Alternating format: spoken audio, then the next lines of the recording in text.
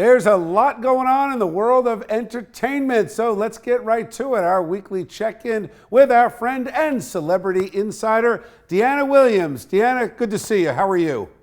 I'm fine, Bill. It's great to see you. So, tons of news. We've got Prince with new music. We've got Jussie Smollett meeting with Lee Daniels, new baby, Tamron Hall, and some complainers who are using Peloton, not happy with the playlist. But let's get to that in a minute. I want to start with Jussie Smollett, meeting with him and Lee Daniels. My question is, do you see this as a first step that despite all that's going on, he'll be back on Empire? I think it's very possible that he might be back. But first, they have to bring the show back. Typically, this show has been announced in January for renewal, and that hasn't happened yet. But Lee Daniels has been doing press this week, and he's acknowledging Jussie Smollett as his son and saying that he stands by him. Think about your working relationships, Bill, or your friendships. Do you abandon somebody totally because they did something wrong, or do you forgive them and give them another chance? I think that's perhaps what Lee is doing.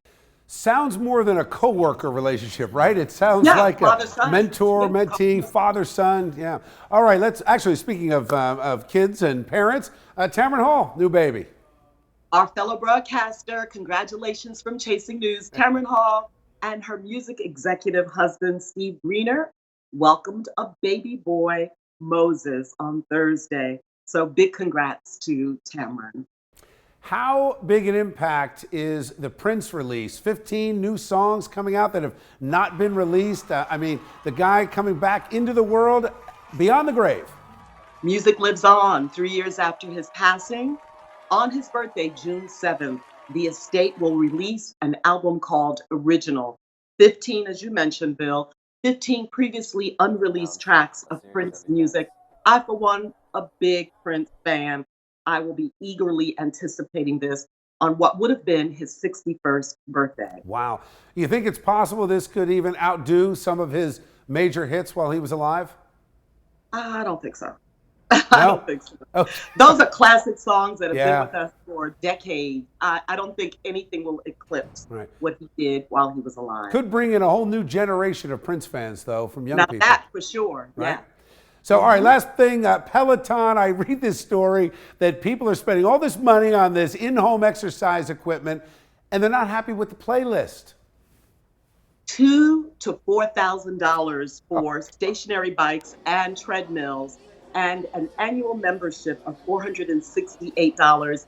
And this past week, complaints on where, Bill? Social media. People are saying that they've downgraded the playlist because Peloton was sued last month by the National Music Publishers Association for non-payment of music royalties for the use of songs. Talk about rich people problems. My goodness. I don't know one of those. I don't even know where to start with that. I guess, though, shame on Peloton. How do they not just have it customizable? If I spent $4,000 on a piece of equipment and had the kind of music that kept me energetic and going, I would complain too, probably. For $4,000, I can't afford that. It should make you a meal after you're done exercising for that money. Hey, how about just hit the streets and walk? How about go outside and run? Exactly. We're on the same page there. Dyana, always great to see you. We'll check in next week. Take care.